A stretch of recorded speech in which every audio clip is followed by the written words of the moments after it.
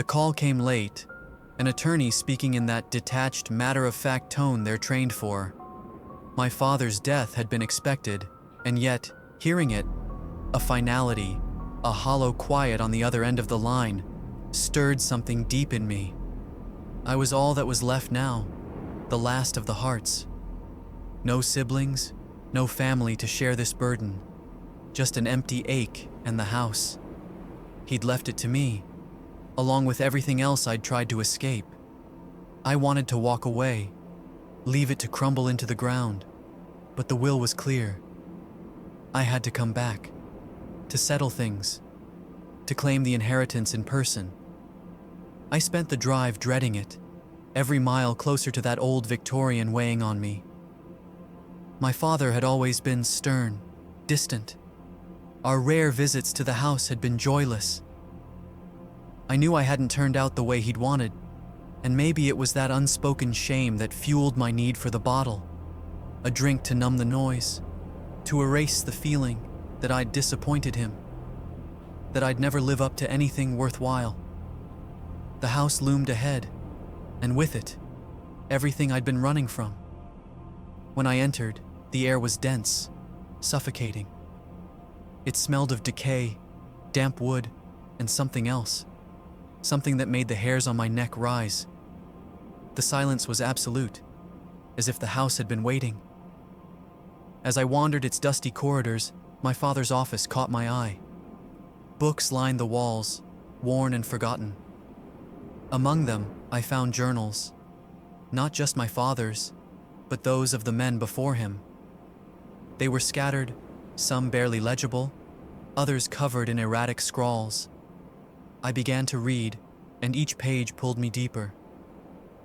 The journals were warnings, each entry a testament to the madness that consumed them. My great-grandfather Elias had been the first, setting this curse into motion with a discovery that should have remained buried.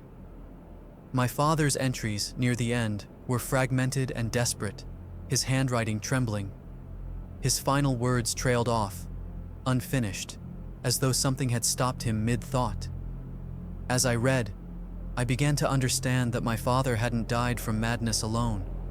Something far darker had followed him, something ancient and hungry.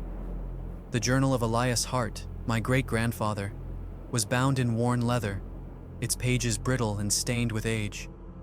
As I opened it, I felt a strange shiver, an unsettling sense that this wasn't just a record, but a door, pulling me into a nightmare that had haunted my family for generations. Elias's writing started confidently, each entry filled with ambition, but as I read on, a creeping terror took hold. I could almost feel the descent into madness that consumed him. Journal of Elias Hart, 1901, April 9th, 1901. The expedition begins today. I have assembled a crew of trusted men, and we march at first light toward the hills the locals avoid. They whisper of curses, dark forces that watch from the shadows, but such stories mean little to me. I am a man of reason, of vision. If there is treasure, I will find it. The men are loyal, but there is an unease among them, as if something lingers in the air. I told them these fears are nonsense, but the hills are silent, and even I feel an itch at the back of my neck. April 15th, 1901. We found the cave today. It wasn't marked on any map. In fact, it seemed almost hidden, as though nature herself wanted it concealed. The entrance was narrow, barely wide enough for a man to squeeze through. Once inside, it was unlike anything I'd ever seen. Stalactites hung from the ceiling like teeth, and the floor was damp, almost breathing. The walls were covered in markings, etchings that seemed to move when you looked away. I felt watched, as though something waited in the shadows. I laughed it off, but the men were uneasy, whispering that we'd disturbed something better left undisturbed. April 18th, 1901. We ventured deeper, and today we uncovered a hidden chamber. It was silent, empty save for a stone altar in the center. At first glance, it seemed like any other rock, jagged, ancient. But as I approached, my lantern flickered, casting shadows that danced and twisted around it. When the light steadied, I swear I saw faces in the stone, hollow eyes staring back at me, mouths open in silent screams. The men claimed they heard whispers, soft and almost pleading. I brushed it off as nerves, but I couldn't shake the feeling that the stone was alive, that it was aware of us. April 20th, 1901. The stone has become an obsession. I tried to sleep, but my dreams are filled with visions of it. Every time I close my eyes, I find myself back in that chamber, standing before the altar as faces emerge from the stone, twisted and contorted. Last night, I dreamt that the walls bled, seeping thick, black liquid that crawled across the floor toward me. I awoke drenched in sweat, my heart racing. I fear these are no mere dreams. As I read, the horror Elias experienced began to seep into me. His journal entries became frantic, the handwriting erratic, almost as if his mind unraveled with each passing day. April 25th, 1901. The men want to leave. They say they've heard voices in the night, that shadows move when there is no light. I tried to assure them it was nothing, that their minds were playing tricks. But I too have heard it. A low hum, like the distant roar of a storm. And when I stare at the stone, it stares back, shifting, breathing. I am certain now that it holds something ancient and unfathomable. The faces etched into its surface seem to shift, becoming clearer each time I look. They are not dreams. I know this now. They are warnings. April 29th, 1901. Last night, the nightmares grew worse. I found myself alone in the chamber, the stone pulsing with a sickly, unnatural light. Faces emerged one by one, each one twisted in agony, eyes hollow and lifeless. But then I saw my own face, my own eyes, wide and terrified, mouth open in a silent scream. When I awoke, I could still feel their eyes on me, like an imprint burned into my soul. Each entry grew darker, Elias's words a descent into fear and madness. He had stumbled upon something forbidden, and it was clear now that the stone was no mere artifact. It was a trap, a lure, and Elias had been caught in its grasp. May 2nd, 1901. I hear it now, even when I am awake, a soft whisper, curling into my ears like smoke. It speaks no words, only murmurs, and yet I feel its meaning. It is calling me, urging me to return to the chamber, to stand before the stone and offer myself. I try to ignore it, but every time I turn away, I feel its pull, a hunger that gnaws at the edge of my mind. The men are gone. They fled in the night, leaving me alone. I am alone, and yet I feel watched. May 5th, 1901. The markings have changed. They are no longer the crude etchings I saw before. They seem alive, pulsating with a dark light. When I place my hand on the stone, I feel it. An energy. A pulse like the beat of a heart. Ancient and powerful. It feels hungry. I should leave, but I cannot. Something holds me here. Something I cannot explain. Elias's fear was tangible. He was no longer the confident man who had begun this journey. The stone had taken root in his mind, twisting his thoughts, feeding off his dread. May 10th, 1901. Every night, it returns. I stand before the stone, watching as faces emerge, each one a fragment of suffering. But tonight, I saw the faces of my family, my father, my brothers, each one contorted in agony. Their eyes were empty, their mouths open in a soundless scream. I wanted to reach out, to touch them, but the stone's light grew brighter, blinding me. And then, I felt it, a presence, a hand on my shoulder, cold and heavy. I dared not turn, but I knew it was there, waiting. By May 15th, Elias's entries became almost unintelligible, the words scrawled hastily, as though he'd written them in a frenzy of fear. His last coherent entry left a chill in my bones. May 15th, 1901. The stone is alive. It is not just a relic. It is a prison, a vessel for something dark, something ancient. It does not need words to communicate. It speaks through silence, through dread, through the very walls that close in around me. I feel it now, within me, watching through my eyes, feeding on my fear.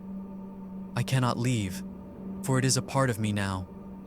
And when I look in the mirror, I see my own face twisting, as though I am already gone. Tomorrow I will return to the chamber. Elias's journal ended there, but as I closed the book, I felt the weight of his words pressing down on me. He hadn't merely found a cursed stone. He'd found something that fed on fear, on despair, something that had burrowed into his mind and claimed him. It was not a curse of vengeance, as I'd once thought. It was a predator, ancient and patient. The journal was one of the only things left to give back to his wife after his disappearance. As I turned to my grandfather's journal, I was struck by the shift in tone. Unlike Elias's obsessive entries, my grandfather, James Hart, wrote sparingly, as if he feared that acknowledging the curse would give it strength. He'd inherited his father's house, and, unknowingly, his father's burden. James didn't seek out the darkness. It came to him.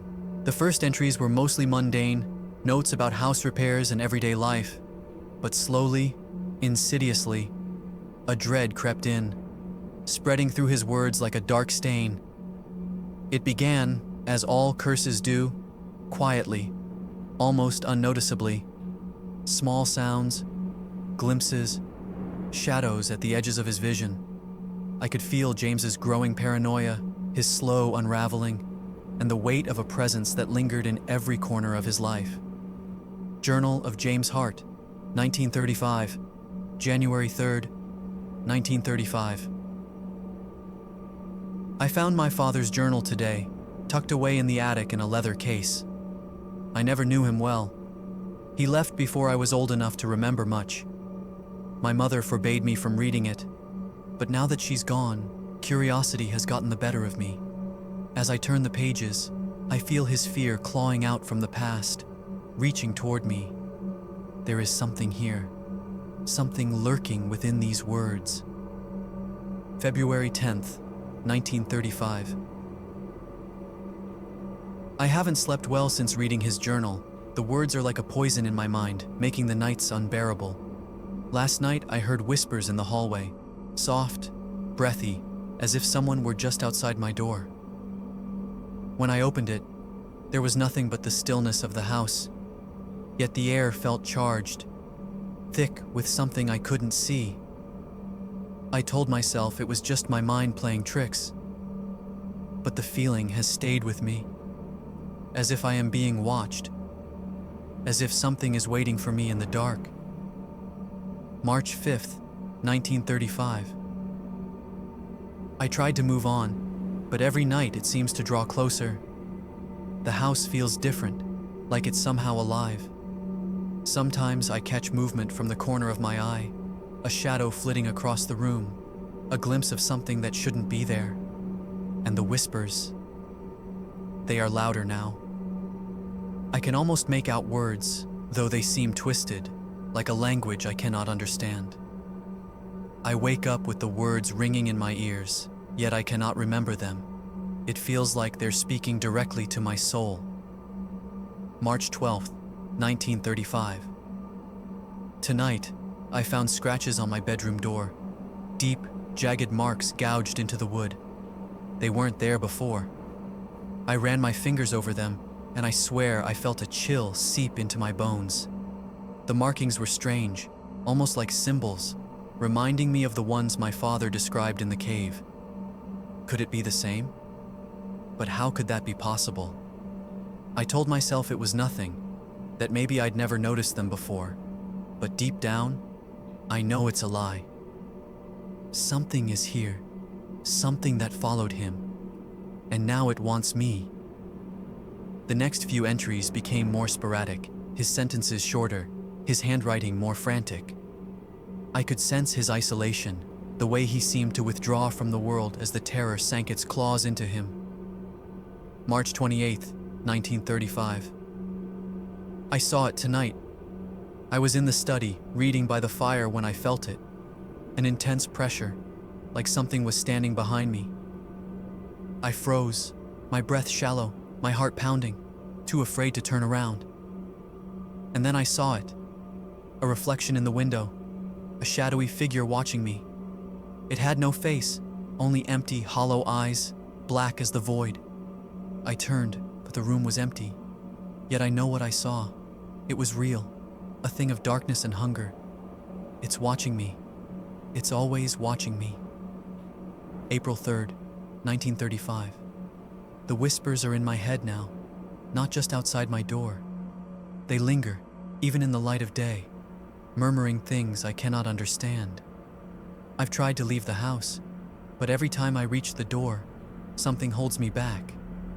A force that wraps around me like a cold hand. And the shadows. They are moving now, crawling along the walls, twisting into shapes I don't recognize. I tried to ignore them, but they are everywhere, a part of the house, a part of me. I feel myself slipping, as if my own mind is unraveling. April 10th, 1935. I dreamt of my father last night. He stood at the foot of my bed, his face pale, his eyes empty sockets. His mouth opened, yet no words came out, only a low, guttural sound, like something trying to claw its way out of his throat. I woke up screaming, but even in the darkness, I could still see him there, a shadow in the corner of my room. I closed my eyes, praying it was just a nightmare. But when I opened them again, he was gone. And yet, I can still feel him watching me. April 20th, 1935. The curse is real. I know it now. My father wasn't mad. He was haunted, possessed by something he could never escape. And now, it has me. I see faces in the mirrors, twisted and contorted, their mouths open in silent screams. They are trying to tell me something, but the words are lost, warped into a language I cannot comprehend. I tried to cover the mirrors, but it doesn't matter. I see them everywhere. Reflections in the windows, in the water, in my own shadow. They are a part of me now. April 25th, 1935. I am no longer alone. It moves through the house, a dark, shifting presence, like smoke seeping through cracks. Last night, I heard it whisper my name, soft and mocking, as though it were right beside me. I tried to shut it out, to ignore the sound, but it grew louder, filling my head, echoing through my mind. I cannot escape it. It is inside me, digging deeper each night. I am its prisoner, just as my father was. I don't know how much longer I can hold on. May 1st, 1935. I can barely recognize myself anymore. My face in the mirror is not my own. I'm afraid to sleep, afraid of what I will see, of who I will become. The house has taken me, claimed me, as it did my father. I am a part of it now, bound to the shadows that lurk within these walls. I can feel it feeding on my fear, growing stronger with each passing day. May 7th, 1935. This is my last entry. I know now that there is no escape. It will consume me, and it will consume those who come after me. The curse cannot be broken. It can only be endured, suffered. I will leave this journal for my son, though I pray he will never find it. I can hear it now, in the walls, in the very fabric of this house. It calls to me, beckoning, and I am too tired to resist. I am ready. I am ready. As I closed my grandfather's journal, a sickening dread settled over me. James had fought, resisted, but in the end, he too had been claimed. His final words were a warning, a desperate attempt to shield those who would come after him. But the curse was relentless, a dark shadow that stretched across generations, and I knew that I was next. In that moment, I felt it, a cold, creeping sensation, as though someone had run their hand down my spine. The house was silent, but the silence was too deep, too oppressive. I heard a faint whisper curling through the air, and I realized that the curse was not just in the past. It was here, with me, waiting, watching. My father's journal was where he'd left it, buried beneath layers of dust in his study. I almost didn't want to open it, as if by reading his final words, I'd be inviting his suffering into my own life. But the curiosity, the need to understand, was too strong. As I read, I could almost feel his presence around me, his terror alive in each word. Journal of Robert Hart, 1969. March 12th, 1969. I swore I'd never touch this journal, but something has changed. My whole life, I thought my father's warnings were nothing more than the fantasies of a broken man, remnants of a mind ravaged by grief. But now, I can no longer deny it. I see them too, the shadows that slink through the house at night, the whispers that echo through the walls. I feel them watching. It's as though the darkness itself is alive, lurking just beyond the edges of sight. April 5th, 1969.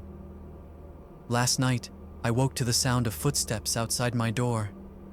Slow, deliberate, as if someone were pacing just beyond the threshold. I held my breath, straining to listen, but they stopped the moment I moved. When I opened the door, there was nothing, only the cold emptiness of the hallway. But the feeling stayed with me, a presence pressing in from all sides, a darkness that seemed to watch from every shadow. April 15th, 1969. It's growing bolder now, making itself known in ways that leave no doubt. I found scratches on the floorboards this morning, deep marks like the claws of some great beast. They formed a pattern, something almost like letters or symbols, twisted and ancient. I tried to scrub them away, but they remained, as though etched into the very wood. The house is no longer just a place, it's a living thing, and it's hungry.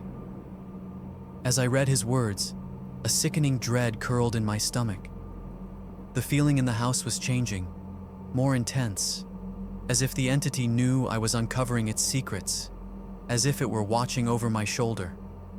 May 1st, 1969. Whatever this is, it's powerful. It's unlike anything I can describe, an evil older than memory, an intelligence that feels vast and empty. I see it now, even in daylight, a shadow in the corner of my eye, a figure that dissolves the moment I turn. But it's real. I know it is, and it knows me, knows my fears, my thoughts.